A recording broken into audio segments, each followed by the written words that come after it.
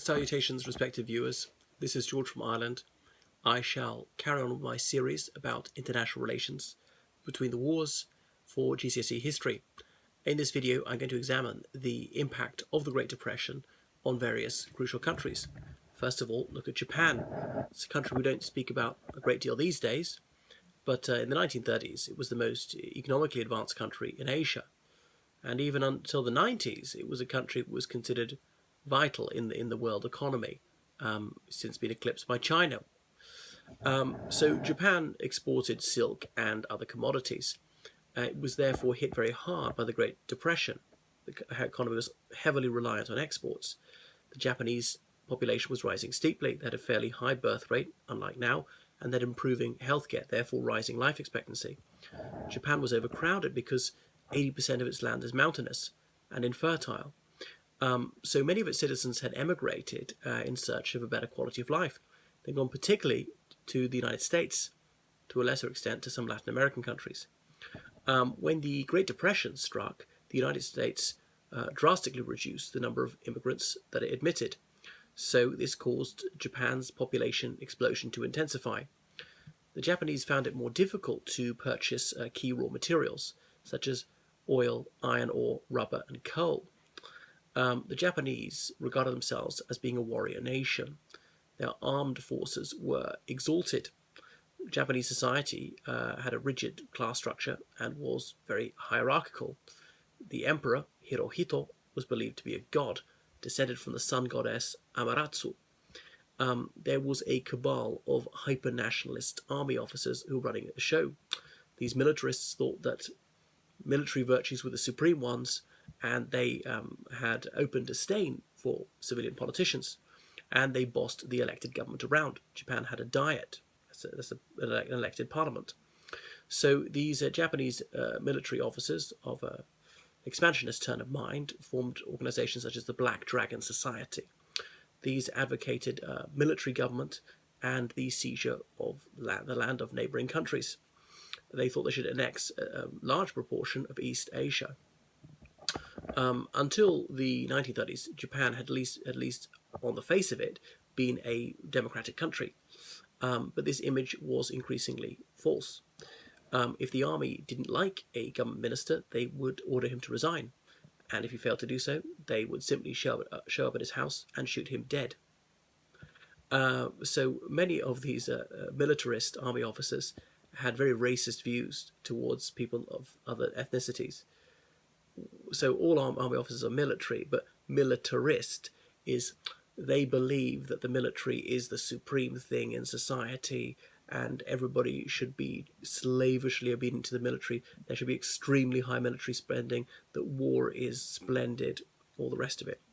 Anyway, the Japanese wanted to create the Greater East Asia Coast Prosperity Sphere. Coast prosperity was a misnomer there. It was about ruthlessly exploiting Japan's neighbors with the aim of enriching Japan. This sphere would comprise China, many Pacific islands, and perhaps other territories. China was huge but impotent. China had been going through a multi-subsided civil war for decades. Central government had basically broken down, and as China was in turmoil, she was ripe for the plucking, as the Japanese saw.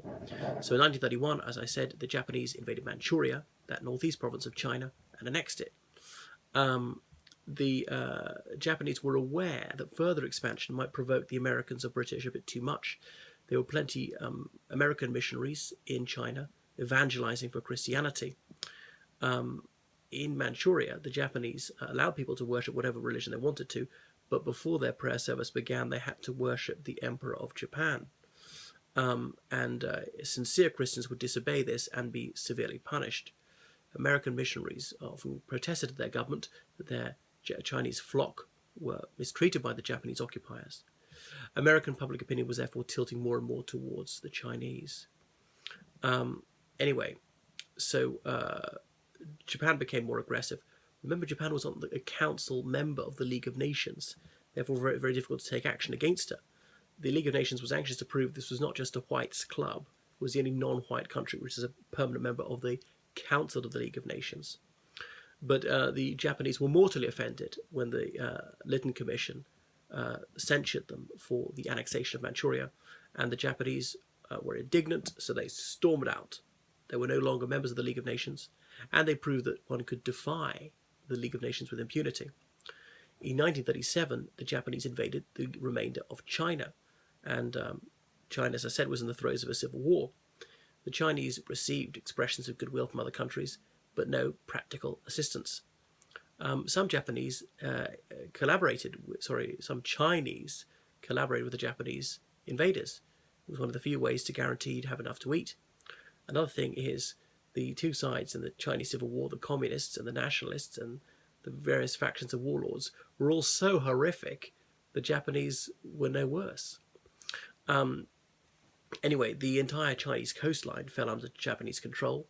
China had almost no factories, very different from now, so she was reliant on purchasing weapons from abroad. They were often shipped to Burma, a British colony, and transported via the Burma Road over the mountains into the western part of China. The British authorities permitted the Chinese to import weapons through this route, because remember, Chinese had lost their own coastline. The British came under increasing Japanese pressure to close the Burma Road, as in cut off the Chinese supply of arms. So the Imperial General Staff had written to the British Prime Minister, Neville Chamberlain, emphasising how vital it was to use political action to avoid war in Asia if the United Kingdom was going to be able to be ready to fight in Europe. Eventually, the British gave in and they closed the Burma Road to Chinese arms shipments, which made it very difficult for China to carry on fighting back. The two factions in the Chinese Civil War, the nationalists and the communists, they had kissed and made up and formed a united front against the Japanese at this stage.